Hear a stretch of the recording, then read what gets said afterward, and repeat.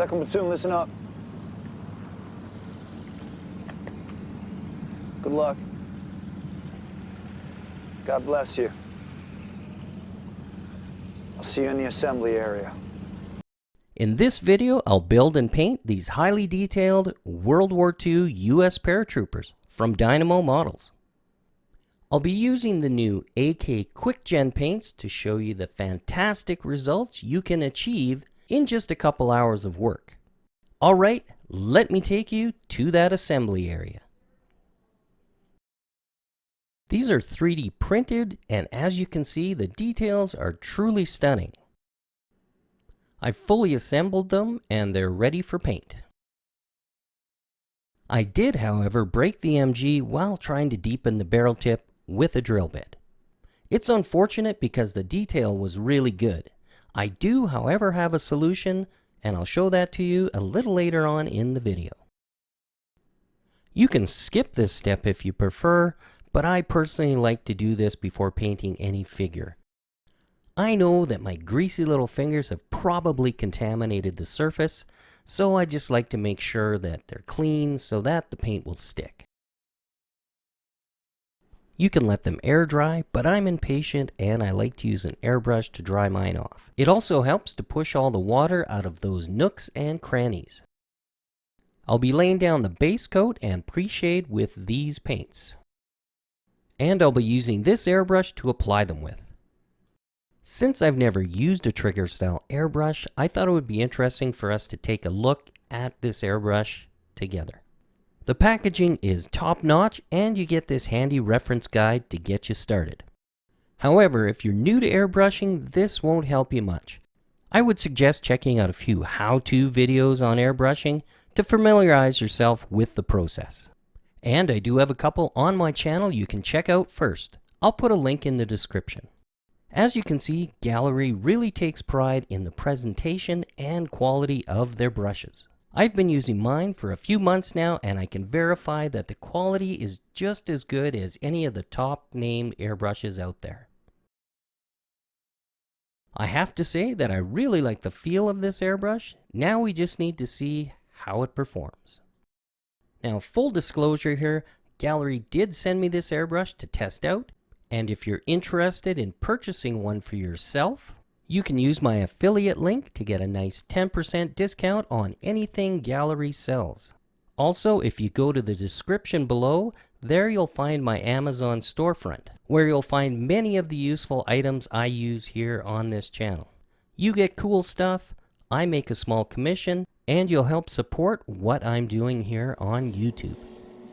Alright, enough of the sales pitch. Let's get back to painting these figures.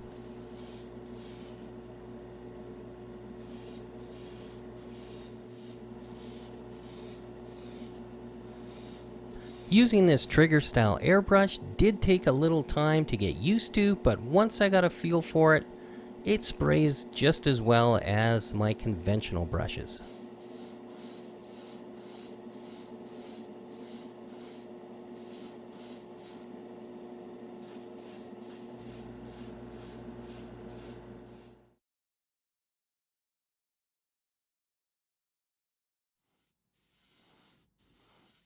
In this step, I'll be adding white to the upper surfaces of the figure, or what you would call a zenithal highlight.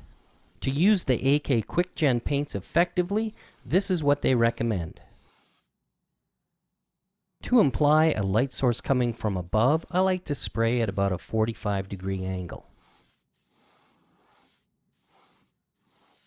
This technique helps to define all the highlighted areas while keeping the shadow areas intact. I'll then go in and highlight certain areas that need to be a little brighter. Not bad for a first-time trigger style airbrush newbie. AK recommends their acrylic thinner and ultramatte varnish to thin the paint, so that's what I'm going with. Calvin Tan uses this technique, and if it's good enough for him, it'll probably work for me. If you're a figure painter and you don't know who Calvin Tan is, well, I would suggest you check him out. He's one of the best World War II figure painters out there.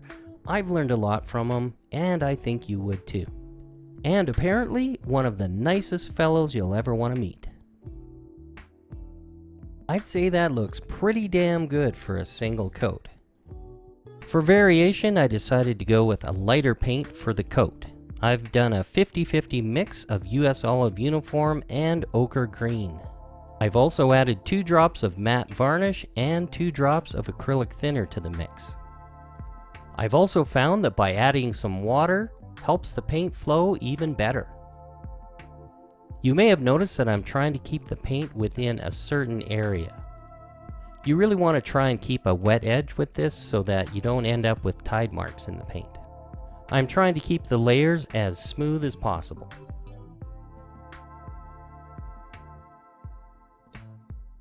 To deepen the shadows on the jacket, I added a second coat of the darker olive. You can really see how much depth the quick gens add to that white base coat. And so far I'm really liking the effect I'm getting with these paints.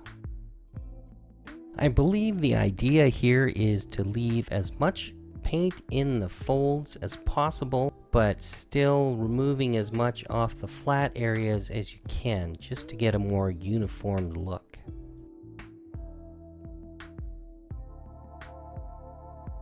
Looking good so far. At this point, I thought it might be a good idea to clean up any areas where the paint had spilled over onto other parts.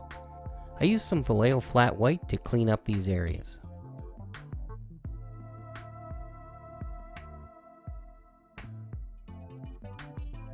I think by doing this, it'll keep the paint a little more even on the surface. The helmet received the same dark olive green.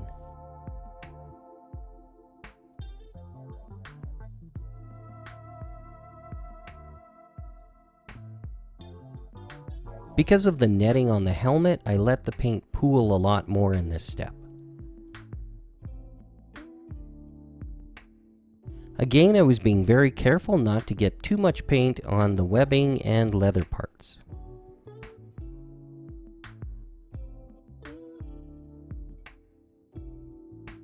Straps, ammo pouches, and other gear were initially coated with the same color.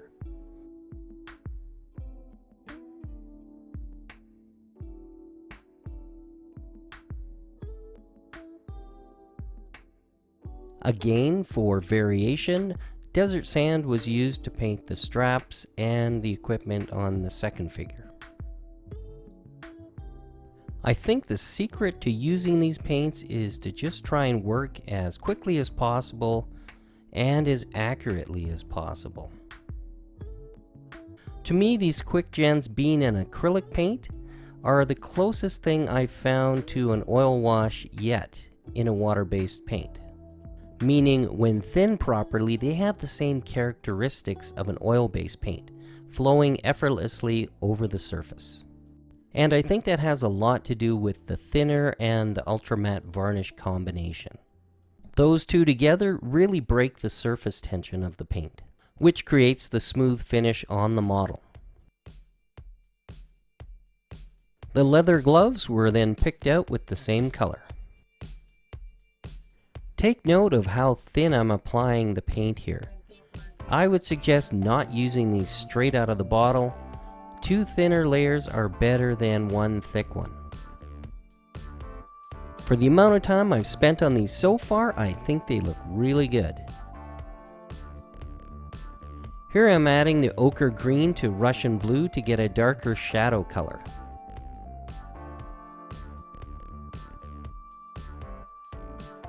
This will give the jacket a slightly different tone and help to emphasize all the shadowed areas.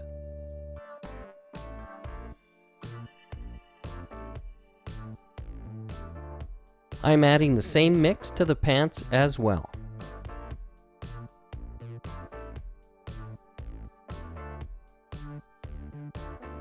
Again, you'll notice I'm trying to paint in between the natural breaks between equipment and clothing seams. And I believe that's the secret to keeping the paint smooth with this stuff. Here you can really see the benefits of the pre-shade at work. Pre-shading is definitely your friend when using these quick gen paints. I figure I'm getting these paints dialed in now. It's great. Fantastic.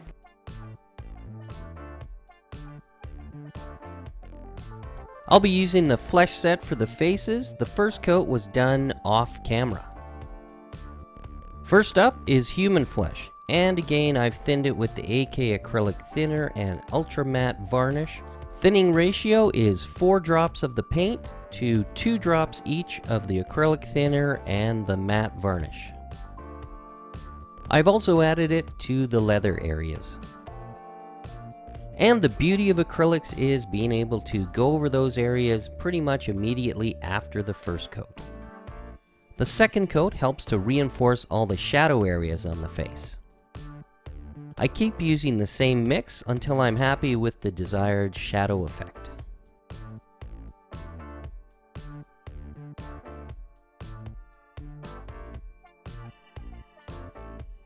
I then add a second coat to the leather parts.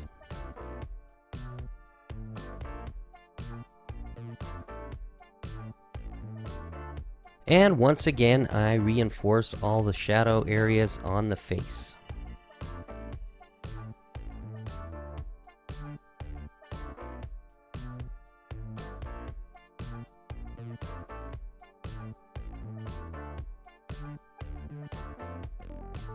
The human flesh color is very versatile. It's able to capture the look of flesh, leather, and wood.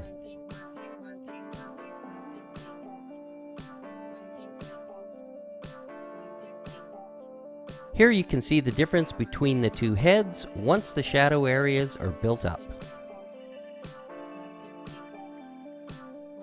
One of the hardest things to do on camera is showing how to paint eyes. If you're older like myself, a good set of magnifiers is essential. And in 1/35 scale, really all you need is a dot in the center of the eye if you want to keep it simple. And try and steady your hand as best you can. For the other head, I went with the dark flesh just to vary the complexion. I did, however, use the exact same techniques as on the first head. If you want to add 5 o'clock shadow or a beard look to your figure, a bluish tone is a good choice. I'm using the Russian Quick Gen Blue, highly thinned with water and ultra matte varnish. You want to add this color to the lower portions of the face. I also add it to the upper eyelid and the bag of the eye. Dry brushing is still a useful technique. I use it all the time. It's especially effective in 1/35, 48, and 1/72 scale. However, you can use it on larger scales as well. It's great for pulling out fine detail which otherwise might be hard to paint in a conventional method. And the harsh look can be toned down with either glazes or washes. It's certainly a subject that's up for debate, but if you do it correctly, you can really enhance the look of your models. Oil paint is a great addition to any painter's arsenal. It's not necessary, but it can be very effective. I'm using a 50-50 mix and adding thinner to it to create a glaze consistency.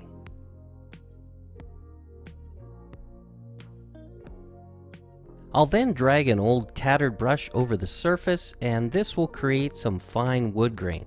This technique is a lot harder to do with acrylics. That's why I like the oils, because it gives you time to work in all that fine wood texture. And the rewards are well worth the effort. The metal parts were then picked out with Vallejo Model Air Black.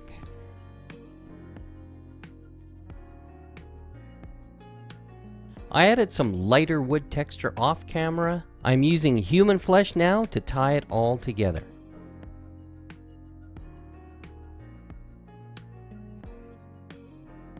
I think that'll do.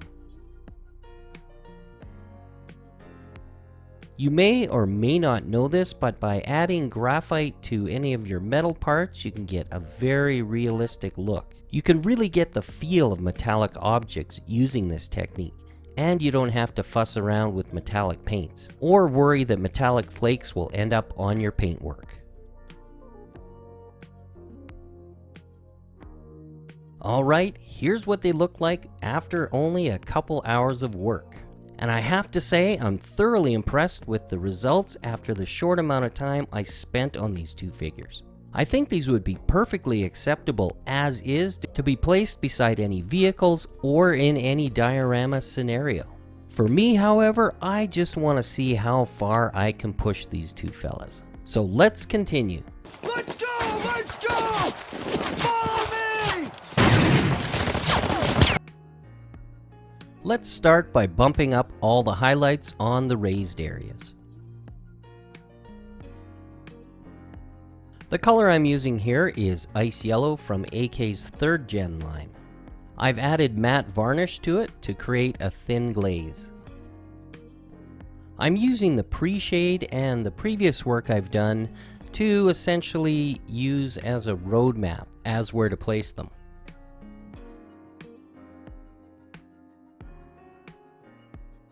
These figures will be in a display on their own. That's why I've decided to spend a little more time on them. If it were a larger diorama, I probably wouldn't spend the extra time.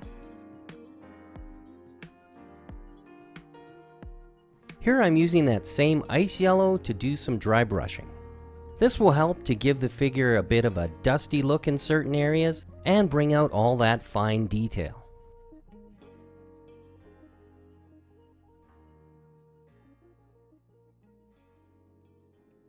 I put it in logical areas like the backs of the legs, the elbows, the knees, and the tops of some of the equipment. Some of these areas will receive 2 or 3 applications of dry brushing. It really depends on the look I'm going for.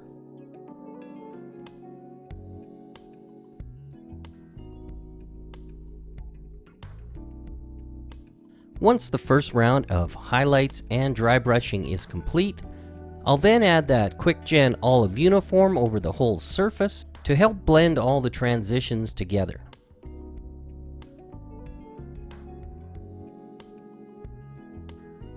Ochre green was used next to glaze over the entire surface of the pants and the jacket. Again, I'm using the Quick Gen paint. I found that adding the acrylic thinner and ultra matte varnish to any of these paints, whether they're the Quick Gens or the 3rd generation paints, it really helps them to level out and tide marks virtually disappear. I used the Quick Gen dark leather for the boots. You can really see here by having that light base coat how the Quick Gens earn their value. They settle where they should and perform as described. A little more dry brushing was used here to bring out the detail. I'm using a softer brush and a lighter touch here. This way I'm only hitting the highest points of detail.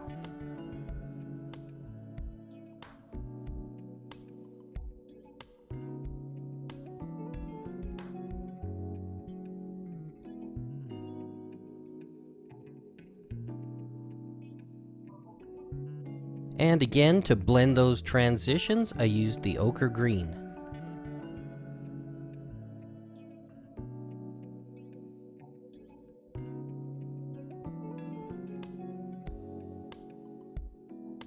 As you can see, this is a back and forth technique. You do some dry brushing, you blend it together with the glazes, more dry brushing, more glazes, and you can also add different colors on top to alter the tone of those items as well, like I'm doing here on the backpack.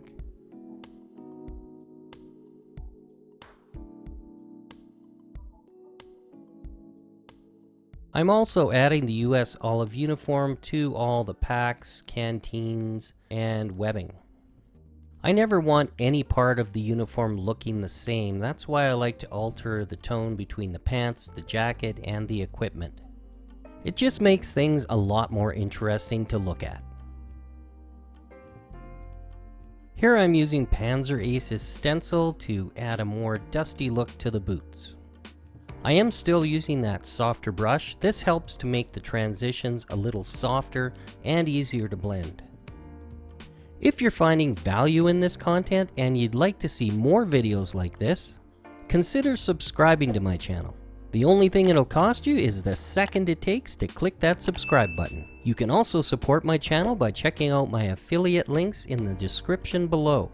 I'll make a small commission at no extra cost to you, which in turn goes back into making more content just like this. Dark leather was again used to blend the transitions.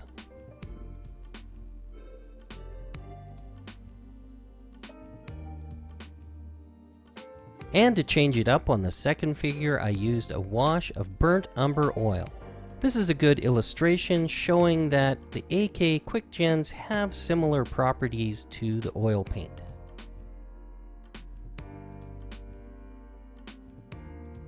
Since I mentioned Calvin Tan earlier, I thought, why not use his new painting guide for skin tones?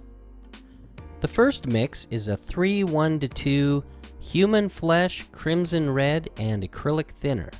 I'm using it like an ink and allowing it to pool in the recesses. I then repeat the same process with the same mix.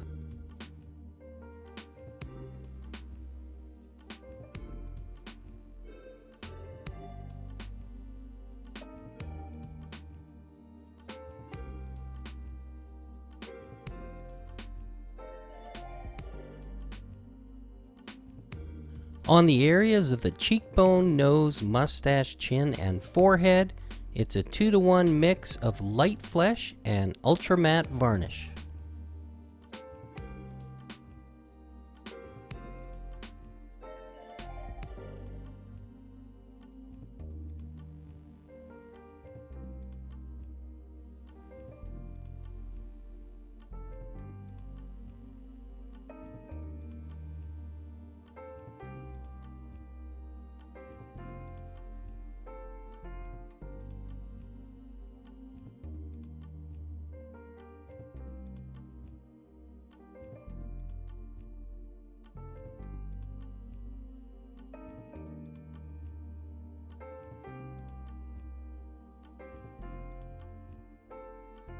The highlights and light areas of the face are reinforced with a 1:1:1 mixture of light flesh, basic skin tone, and ultra matte varnish.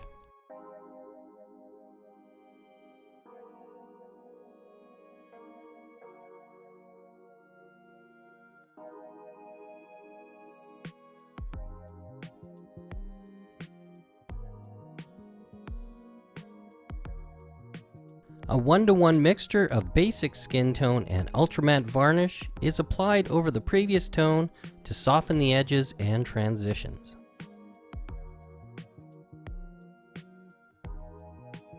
A 2:1 mixture of dark flesh and acrylic thinner is applied to the deepest recesses to increase contrast and add volume.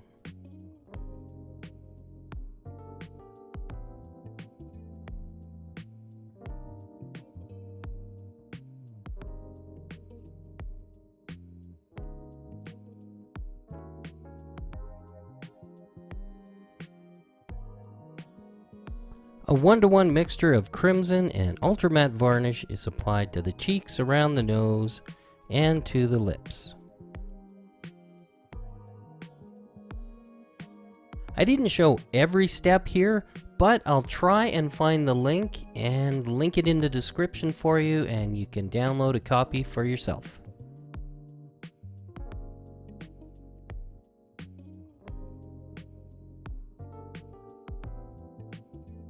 The entire helmet was then dry brushed with a mix of sunny skin tone and stencil.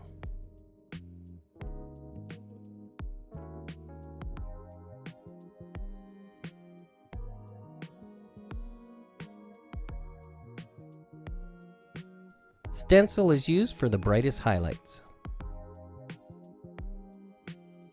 I'm using a stiffer brush here, which will help to highlight all the finest details.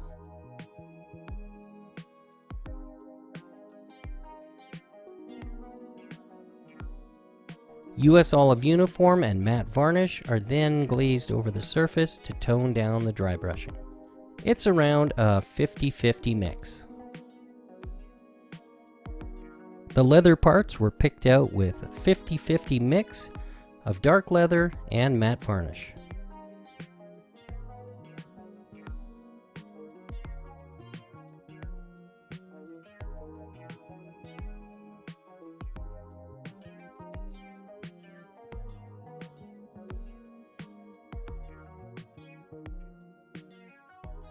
Dark leather was painted at full strength to emphasize all the shadowed areas.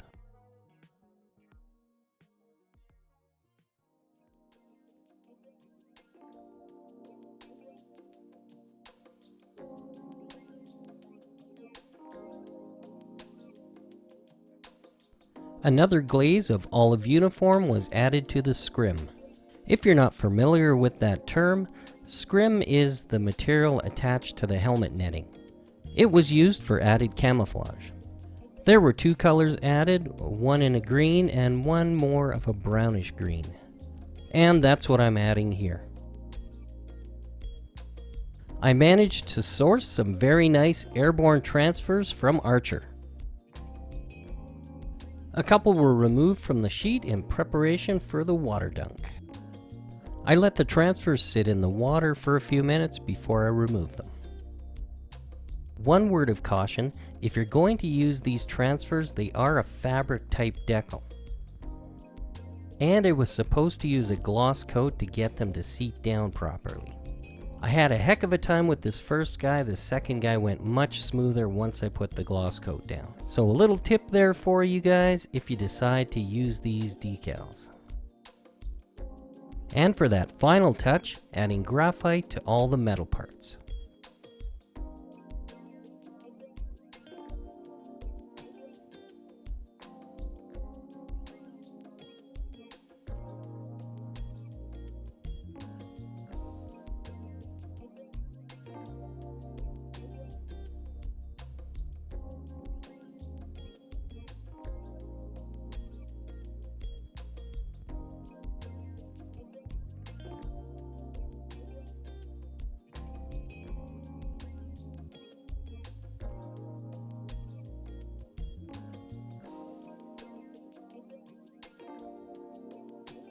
At the beginning of the video, I mentioned a solution I came up with for the broken machine gun. And here it is. I used these Aber parts, the Thompson from this mini art weapons set, and some reference I've found online. I've decided to show just a portion of the build and painting sequence for the sling and the weapon. I think this is a great subject for a separate video altogether. So stay tuned and watch for this in a future video. Thank you so much for watching, and if you can, please consider subscribing. Also, hit that like button. This really helps the channel and helps push this video out to others interested in this same content. Don't forget to check out my affiliate links. That really goes a long way to helping support this channel as well. For more interesting content, check the video out on your screen right now, and I'll see you there.